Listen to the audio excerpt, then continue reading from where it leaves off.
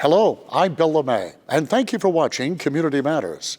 We hope you'll continue to watch as we discuss issues facing our community and provide you with the resources and information needed to find solutions.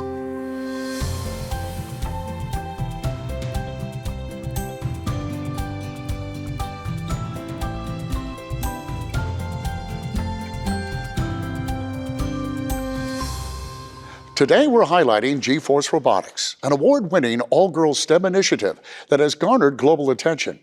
We're joined by gforce co-founders Sloan Mann and Kaitlyn Nolte, and to both of you, welcome to the show. Thank you.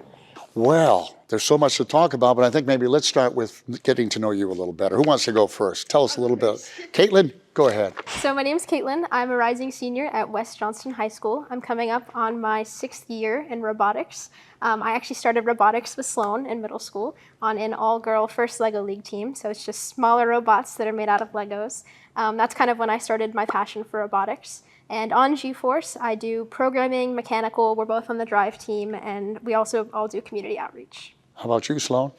So my name is Sloan. I'm a rising junior going to Clayton High School, and I'm coming up on my 7th year in robotics. Like Kaitlyn said, we both started in first Lego League, so we started at the middle school level and then aged up to the high school level. On gforce, I also build, like Kaitlyn said, I'm on the drive team. I do electrical and also community outreach. Well, how did you guys even find the interest in it? I mean, let's face it, it's not a field a lot of girls are drawn to. So where did you get the passion? Where did you get the love? So I first saw this happening when I was at my elementary school. I saw a board with a little Lego robot running across it, and then I went to my mom and I was like, that looks cool, I want to do that. She was like, well, you're too young. And I was like, oh, darn, okay. So then for middle school, I was homeschooled, and that's when I was like, wait, I can do First Lego League now. So I joined a First Lego League homeschool team. I was the only girl on that team, and while I wanted to build and code robots, I was put on marketing and like our judging materials. So I knew there were other girls out there like me, girls who wanted to build and code, but instead were put onto other jobs. So that's when I started the all-girl First Lego League team, and then that's when Caitlin and another girl on our team, Sydney, joined. And then from there, we just aged up into it, and I've been loving it ever since. All right, well, let's get into gforce. A lot of people tuning in and going, robots, this sounds cool, but how did that even come to be? Now, that came from people like you. I mean, at that level, it wasn't a bunch of parents or an industry that got together. You guys put it together. Tell us about gforce, when did it start, and all the things that you do. Yes, so whenever we started, we were actually the only two that had experience building robots in the past. So it was definitely a little bit daunting to start a completely new team with girls who had never done robotics before. But the great thing about First Robotics is kind of that you don't have to have previous knowledge in order to develop the skill sets that are required to build robots. And whenever we were recruiting members, we were going around in our community, on our sports teams and our clubs.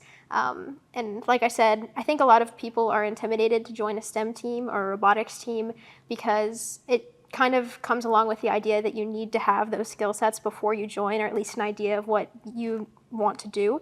But like I said, the great thing about First, it teaches you everything. So. Did you find it an interest right off the bat as you started recruiting? Yeah, so I was always interested in robotics. I thought it was really cool, but when it came from the jump to First Lego League to First Robotics competition, I was definitely a little intimidated because I was like, well, from up until this point, I've only been building Lego robots, and those are giant robots that compete on like a basketball court-sized field with like 2 other teammates by their side. It's a 3v3. I was like, I don't know if I can do this. But that's when, you know, we started taking the steps. I started doing it, and then I realized it really isn't as bad as it looks. You pick up all the skills that you need on the way, and it's really helpful. Well, it's very cool. You're going to see in a minute, too. You'll meet Spitfire, right? Yes. Which is one of the smaller versions they've created. I mean, I'm just so impressed that you guys kind of put this together, but did you get any help along the way? I mean, because there's a lot that goes into this, not just building robots, right? Yeah, one of our biggest supporters along the way has been our co-coach, Lee Dement. So she's been with us since the First Lego League days, and she's followed us all the way up to First Robotics competition. So even while she was a high school student, she was still mentoring us and teaching us what we needed to know in First Lego League, and now she's has a career and she's still helping us in first robotics competition as well. I'd say everyone on the team could confidently say that if we didn't have Lee with us, we probably wouldn't know a fraction of what we know now. We also have sponsors that help us along the way. 3 of the most notable ones are Caterpillar, Kelly Daughtry, and TE Connectivity, because they've been with us since the very start of First LEGO League, and they've continued with us even when we made GForce. You know, I think it's important for them to understand, the folks at home, that it makes it sound like you've been around forever. You guys are like brand new. I mean, how long has GForce actually been competing, or actually formed and competing? So we're actually only about a little bit over 2 years old. Yes. So we started as a preseason rookie, which is pretty rare. We built our own robot for the off-season competition. That's where we started our skills, and then we've been through 2 full competition seasons, and we're coming up on our 3rd. Well, and that's not an easy thing to do either. I mean, can anybody, if you have a team, can you join? I mean, how does that work to compete? And you're competing on a national level, are you not? And how did you do? So 2023 was our official rookie season, and we had one goal in mind, which was to win Rookie All-Star. So we advanced to the state competition, which we won it there, and that was an automatic qualifier to the world competition. So once we reached Worlds, we had the same goal in mind, was to win Rookie All-Star, and so we ended up taking that award home back to North Carolina. So this year, though, we had bigger goals. So we wanted to win the Engineering Inspiration Award. That award recognizes a team's outstanding efforts in promoting STEM and engineering in their community, and it is the 2nd biggest award that you could win at the FRC level.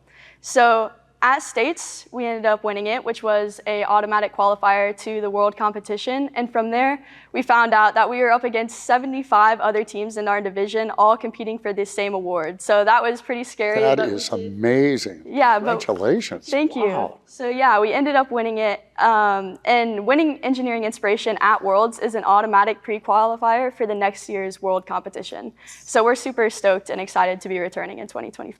Oh man, we need to do an hour. Seriously, there's so much to talk about. And wait till you see the Spitfire and how that's put together and how they even imagine it, much less build it, is amazing. So Sloan and Kaitlyn will be back. I hope you will be too.